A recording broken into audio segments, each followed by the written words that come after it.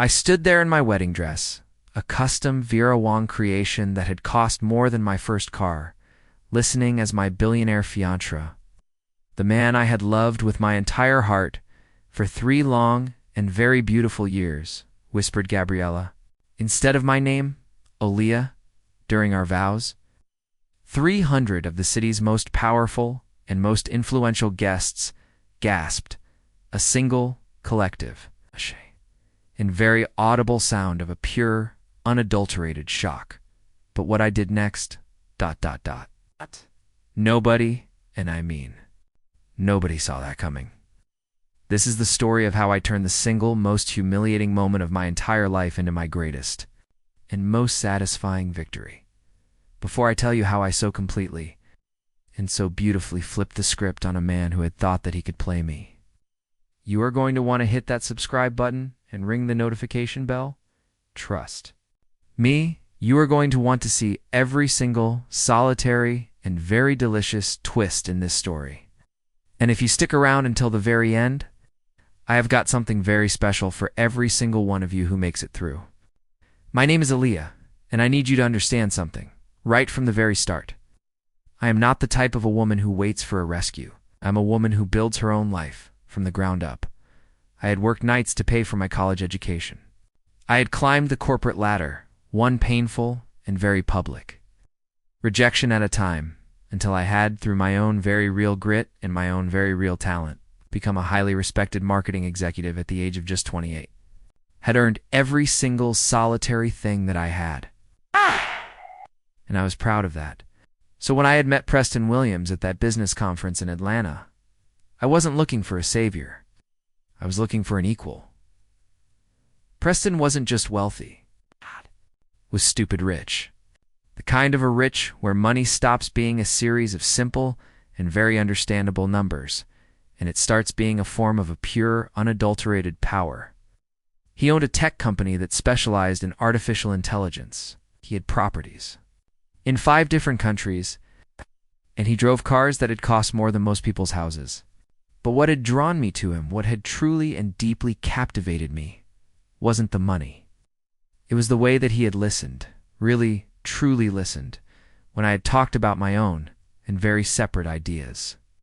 It was the way that he had seemed, so genuinely and so completely interested in my mind, not just in my body. For the very first time in my entire and very long dating life, I had felt as if I had finally found a man who saw me as more than just a pretty and very disposable face. Our first date had lasted for 12 hours. We had started with a simple and very delicious dinner at this little hole-in-the-wall soul food place that I had recommended, and we had ended up walking for hours through the quiet, sleeping city until the sun had begun to rise, just talking about everything and about nothing. He had told me about growing up with parents who had valued his achievements over his affection, about how he had built his own very successful company just to prove something to a father who had never, not once, believed in him. And I, in turn, had shared my own very different story. I told him about how I had grown up in a single-parent household, watching my own mother work 3 back-breaking jobs just to keep the lights on, and how that had driven me to a place where I had vowed to never, ever depend on anyone else. For my own very personal sense of a security, within 3 short and very magical months, I was practically living at his penthouse. The cold marble floors, the floor-to-ceiling windows that overlooked the entire glittering city, the massive state-of-the-art kitchen that was bigger than my entire apartment. It was like stepping into a different and very beautiful world. But I had kept my own place. I had kept my own job. I had kept my own very separate identity. I had learned from a very early age that a luxury, any luxury, could disappear just as quickly as it had appeared. And I was not about to lose myself in someone else's life, no matter how beautiful or how very seductive it had looked from the outside. But looking back now, I can see the signs. The small, almost imperceptible red flags that I had so willingly and so completely chosen to ignore. The late-night phone calls that he would always take in another room, always claiming that they were about international deals and time zone differences. The business trips that seemed to pop up so suddenly and so conveniently, at the very last minute. Always to cities where he had insisted that the meetings were too sensitive for me to join him.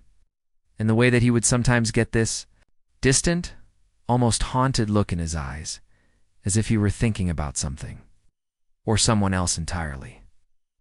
2 weeks before our wedding, I had found the first, real and very tangible, piece of evidence. I was looking for his passport in his home office, because we were in the middle of planning our honeymoon itinerary, and I had accidentally, and very clumsily, knocked over a large and very messy stack of papers that were on his desk. And as I was gathering them up, I had seen her name, Gabriella Martinez. She was listed as his new and very secret business partner on a series of illegal documents I had never seen before. Documents that were involved in a series of high-stakes, international deals I had never even heard him mention when I had asked him about it that night. He had gotten defensive in a way that had made my own stomach twist into a tight and very anxious knot. "Gabriella is just a silent partner in some of my overseas investments, baby," he had said, his own eyes not even able to meet mine. "It's nothing you need to worry about. Business is business." But I have been in the world of business long enough to know when someone is lying about business. And so, I did what any smart and very suspicious woman would do. I started paying attention. I had watched him lie to me for weeks, with the same smooth and very practiced confidence he used to charm his investors. And I had realized, with a certainty that was as cold and as hard as the diamond on my finger, that I was just another deal he was trying to close. The night before our wedding, I couldn't sleep. I kept thinking about my mother, about how she had worked so hard to give me the opportunities that she had never had, about how proud she would be to see me, her daughter, walking down that long and very beautiful aisle. I thought about all the other little girls who looked just like me, the little girls who needed to see that we, too, could have our own and very beautiful fairy tale endings. And I thought about the woman I had been before Preston, the strong and very independent and very unafraid woman. And I made a decision that would, in the end, change everything. The morning of our wedding was perfect. 70-degree weather, clear blue skies, the kind of a beautiful California sunshine that makes everything and everyone look like they are in a movie. My bridesmaids, my beautiful and very loyal friends, fussed over my hair and my makeup. In the grand and very luxurious bridal suite, the dress, a custom Vera Wang creation. An off-their-shoulder masterpiece that was fitted through the bodice and had a train that seemed to go on, forever felt like a second skin. When I looked at myself in the mirror, I looked like a queen, and I felt like one too. My mother couldn't stop her own happy tears as she helped me into my shoes. "Baby girl," she had whispered, her own voice thick with a profound and very real emotion, "you look like everything I ever and always dreamed for you." And I had almost broken down right there. This was supposed to be the happiest day of my entire life. In just a few short hours, I would be Mrs. Preston Williams, the wife of one of the most successful and most powerful men in the world of tech, living a life that most people only ever dreamed about. The ceremony was being held in the hotel's magnificent private garden. As I stood at the back of the long and very beautiful aisle, waiting for my cue, I could see Preston at the altar in his own custom tuxedo, looking every single solitary inch the perfect and very handsome groom. 300 of our closest friends and family had risen to their feet, their own phones already out, ready to capture what they all thought would be a beautiful and very perfect moment. The string quartet began to play, and I started my slow and very deliberate walk. Down the aisle, my arm linked with my mother's. Every single step felt surreal. The faces of our guests, the faces of Preston's powerful business associates. Of the family members who had flown in from all across the country to be there, they all blurred. Together, everyone was smiling, everyone was happy. Everyone believed in the beautiful and very perfect love story that we were selling. And even I, in that one single and very strange moment, almost believed it again, seeing Preston's face. As I approached, the way his own beautiful eyes seemed to light up when he saw me. It was almost enough to make me forget. almost. The officiant, a kind, elderly man that Preston had specifically requested, began the ceremony with the usual beautiful words about love, about commitment, about two separate souls becoming one. We exchanged the standard and very traditional vows first, promising to love and to honor each other, to stand together through whatever and everything that was to come.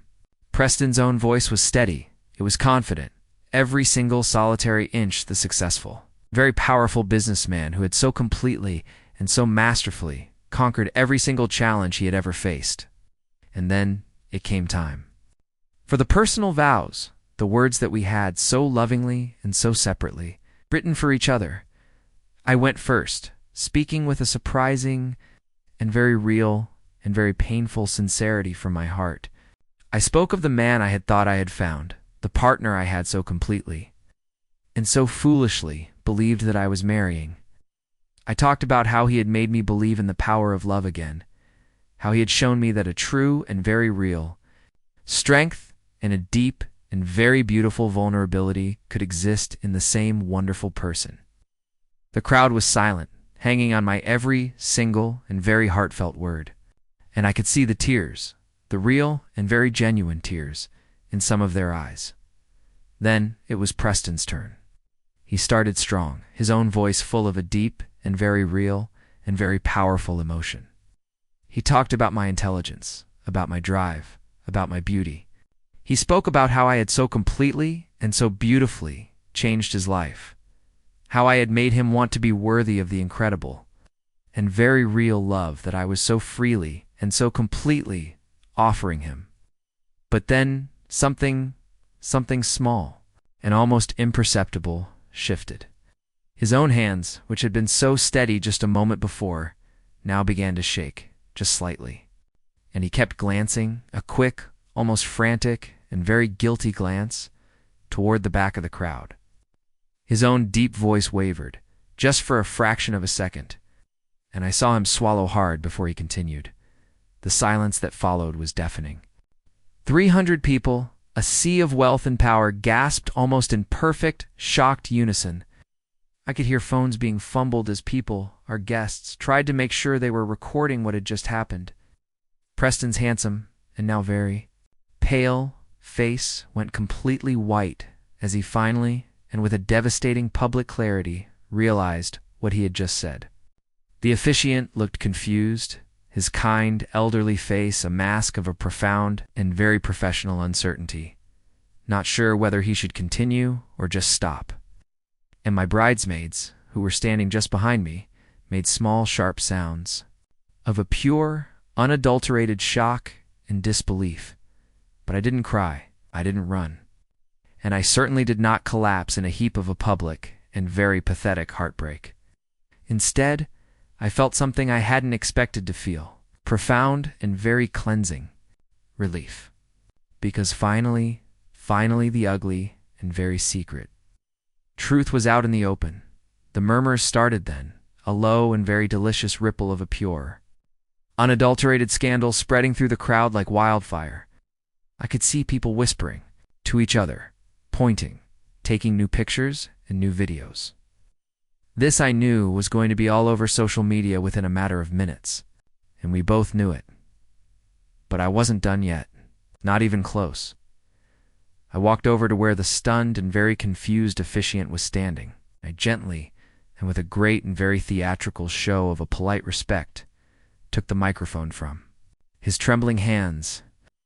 The sound system carried my own, clear and very powerful voice across the entire, and now completely silent, garden as I turned to face our guests. Preston was now frantically and very silently whispering for me to stop. But I was just getting started. The room erupted. People were gasping, talking, some were even applauding.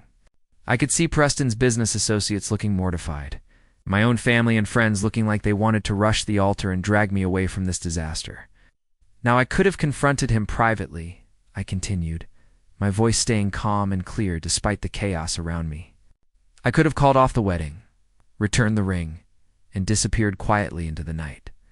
But that's not who I am, and more importantly, That's not what Preston deserves. I turned to look at him directly. You see, while I was discovering your affair, I also discovered some other interesting things about your business practices. Things I think some people would be very interested to know about. Now, Preston looked terrified, not just embarrassed. I found evidence of tax evasion, securities fraud, an embezzlement that goes back 3 years, I announced to the crowd.